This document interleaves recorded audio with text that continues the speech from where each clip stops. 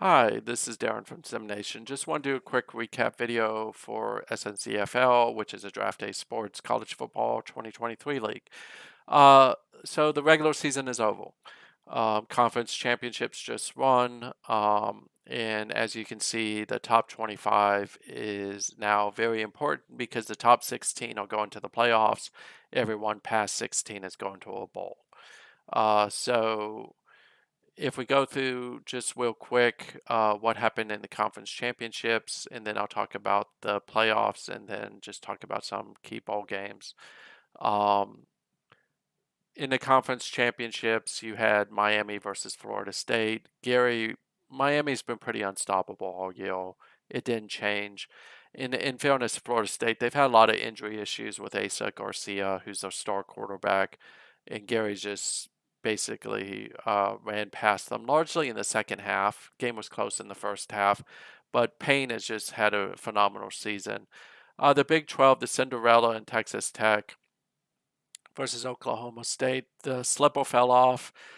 Frankie did a very good job of stopping Hargrove, whereas if you stop him, you're going to do it. And Texas Tech had no answers for McDougal, who is the best running back right now. In theory, if he makes it through the playoffs, he could actually challenge for the record, the single season rushing record, although he would do it in less games than the Louisiana Monroe running back that did it. Big Ten championship, Iowa versus Maryland. This one was always probably going to be Maryland. Iowa's getting better, and Frankie's done a great job there, but Maryland is like Miami, kind of a juggernaut. Baker didn't have a great game, but of course Fang came through in a big way with that game, especially in the fourth quarter, in the second half when they kind of blew it open. Um, Kudos to Stewart at Western Michigan. Western Michigan went undefeated again. This time they knocked off Akron, and of course they've got a 5 seed, which is really good for them going into the playoffs. Skeletor, despite the fact that Boise State had some issues last year, he turned them around this year, and he just blew past Nevada. That was kind of expected. He did it with McMurray. He's having a great season as well. This was Skeletor versus Stewart. And it was close. UCLA had to come back in the fourth. Of course, Skeletor knocked O'Malley out, who is UCLA's really good quarterback, but Mercado came in and managed to win it for them, and Copley was the main reason why um, Stanford was even in the game. And I mean, if you think about it, they were up 17-6 at the end of the first half before Stewart just scored 18 straight and took the game. Georgia versus Louisiana Monroe. This was Shark versus Skeletor. Skeletor just blew past Georgia. Good news for Shark, though, is Georgia's in the playoffs. Noah had a good game, but Ashby just came out and really dominated. Not much to talk about in the Sun Belt. These were two CPU teams, but overall it looked like it was a really good game. Coburn's had a really good season with Arkansas State. Tulane versus East Carolina. East Carolina probably would have been in the playoffs if they had won this game, but Tulane did, and McCracken was the major reason for that, which knocked East Carolina out of the playoffs. North Texas versus Old Dominion. Neither of these two teams was going to make the playoffs, so no shock there. So if we look at, if we go back here and we look at the playoffs, well, actually, we'll go a different way. So I'm gonna skip over bowls for a second, and I'll talk about this. So you have Shark versus me, Maryland versus Iowa State. A lot of people are gonna look at Maryland winning this. Iowa State's a good team though, so it's gonna be a close game. I think it'll be closer than the 8-point spread. Miami versus Florida. So this is Soa versus Gary.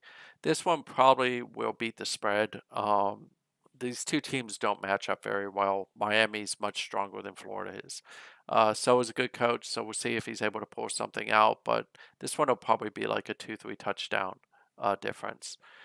Uh, Texas Tech has had a phenomenal season. I just did a zero to hero video on them. Uh, they don't have much of a chance against Louisiana Monroe. The main reason for it is they may be able to move the ball through the air, but they don't have the run defense to be able to stop Louisiana Monroe. I mean, the run defense is really bad. And we saw that in the championship game against Oklahoma State where McDougal just shredded them. So Louisiana Monroe has Ashby. This one will be a 2 or 3 touchdown difference. So this one will be interesting. So Spoof is at Clemson now against Stewart. Don't Still getting to know Spoof as a coach, so it'll be interesting to see how this one plays out. Clemson has all the tools that they can beat UCLA, and especially with O'Malley hurt, that may play into this. Uh, so I'm going to call this one too close to call. I do think UCLA wins by like a field goal, but it'll be interesting to see how this defines Spoof. Because if he beats Stewart right out of the chute, that's going to be something really special. Uh, this is Shark versus Stewart. I actually like Georgia in this game. Western Michigan really hasn't played anyone. The main challenge with Western Michigan is Stewart is a really good coach, but so is Shark. Shark already has multiple teams in.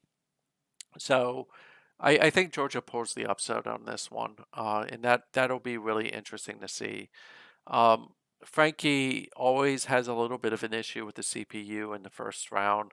Houston is a good team, but I think McDougal's just a little bit too much. I think they squeak past them. Boise State versus Virginia. This is Shark. I like Shark to win this one. I'm sorry, this is Skeltel.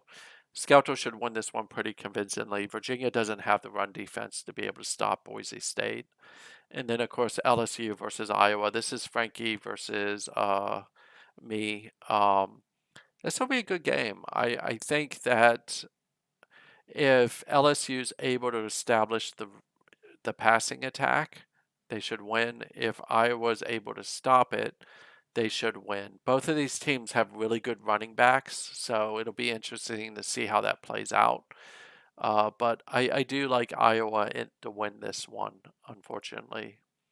And then, of course, if Maryland wins and Iowa wins, it's a repeat of the Big Ten championship game, which I kind of like Maryland to win that. UCLA should get by Clemson, which means they'll play Georgia based on what I predict. Uh, Georgia versus UCLA, this is going to be a really good game, but I think UCLA gets it in the end. I picked Miami over Florida and Boise State over Virginia. I like Miami against Boise State. They should be able to win that game. And then Louisiana Monroe versus Texas Tech. This will be Louisiana Monroe versus Oklahoma State. That's going to be a really good rushing game because you have two of the best running backs in the SNCFL and Ashby and McDougal going at it. In this game, uh, I'll go with Frankie. I think Frankie wins that one. Skelter's going to be pissed at me about that. But I do think that he gets by. I think Miami's too much here. It'll be Miami, Oklahoma State. I think Miami wins because Miami's just on a tear this year. And I think that they play better. This will be UCLA versus Maryland. Um, I don't know. This will be a good game. If O'Malley's healthy, I think UCLA wins this one. If he's not, I think Maryland wins it. And there'll be Maryland versus Miami, and I predict Miami will win the championship. Uh, Miami's just too good this year. Maryland is good as well. I mean, they're undefeated, so is Miami. But Payne is just having a really great season, and of the two quarterbacks, he stacks up better. When we look at the bowl games, so this is Skelter versus DP. Uh, I like Skelter on this one over DP. I think Stanford's the better squad over Ohio State. Auburn versus Oklahoma. This is Steve. Um, hmm, I think Steve wins this one. Washington State should beat East Carolina. NC State versus Baylor. I like Van over Baylor in this one. Uh, just sample over Florida State should easily beat New Mexico. Starfinder should beat USC. This is a really good game between Starfinder and Bama. Um, hmm, I'm going to go with Virginia Tech in this one. only obvious reason I can think of is that I really like McIntyre as a quarterback, but it'll be close. Starfinder's a really, really good coach. James Madison should beat Wyoming. Uh, this is Joe Dorman, if I'm not mistaken. He should beat Louisiana Lafayette really easily. Cable should get past Syracuse. Stewart should beat Texas relatively easy. Kev's not there, so that should make it easier. DWK, this would have been a great game if Udo wasn't out right now. But I do like DWK and Penn State to beat Tennessee. I'll talk about Penn State in a second because there's something really kind of special. This is DWK again. I do like Georgia Southern to beat Florida International. But so with Penn State is they had a really bad start. So yeah, they're 5-7. They probably shouldn't be going bowling. But when you think about how they started, is they didn't have the easiest of records, right? Because first of all, Oregon State is Van. This is Van. So he had to play Van twice. You get Maryland, who was number one at the time. Ohio State was ranked in the top 10. Michigan was ranked in the top 10. That's just a brutal stretch right there. Then they beat Purdue, they beat Rutgers, they beat Indiana. They lost to Starfinder, and then they beat Old Dominion. And then again, Michigan State's a pretty hard squad. So, I mean, kudos to DWK on salvaging your season because that could have went really south really fast. The other guy who's done a pretty good job of turning his season around is Cable. So a lot of high expectations for this squad. But when you look at who they've lost to, the teams they lost to were all ranked. So he's right on the cusp of getting this team turned around. And again, the big thing here with Central Florida was he lost McCulloch, and it's taken a while to get that back. From a league leader perspective, um, yeah, I think passing yard wise is for those who pay attention to the WWPF, you might want to keep an eye on Wyatt, who's the quarterback out of Rice. He's really good. He could actually be one of the things. But I mentioned Payne is just having a great season. We go to passing touchdowns. You have Baker, but Payne overall has just been really, really good this season. You can't say enough about him. Rushing yards, McDougal is well out ahead of Merriman. He will finish well out ahead of Merriman because he only has one game left. They're not in the playoffs this year. Now, Jansen could make a run. So could Harper, so could Vang because they're all in the playoffs. But McDougal's just had a phenomenal year with 36 touchdowns. Merriman with 27. I mean, that's not bad. And then, of course, you got Har with Boise State. Receiving wise, Culp out of Miami's just had a great year. So has Greenwood out of Ohio State. Sack wise, normally you don't see a whole lot of human teams uphill, but you got Starfinder at Fresno State, and then of course you got Frankie with Hamilton, and then Skelter with Coates. Interception, same thing, but this year was one of the first years I can remember where we will likely have a human team will the cornerback led in interceptions in Metcalf. So it'll be interesting to see. We'll play bowl games on Tuesday. We'll have the first round of playoffs on Thursday, and then by the time I do a next video, we should be into the second round of the playoffs. So it'll be interesting to see how it all plays out. If you have any questions or you want me to cover anything, let me know. Have a